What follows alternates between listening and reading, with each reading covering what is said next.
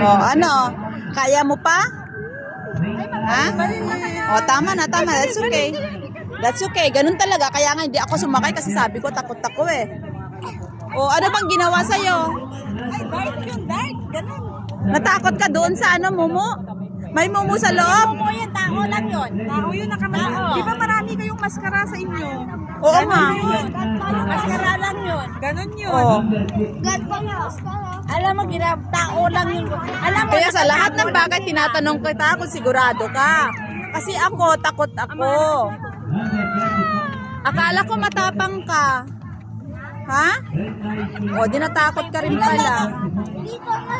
O, tama na. That's okay. Ayun, nakita mo naman, sabi nila si kuya daw yun. Tao lang din. O, di ba?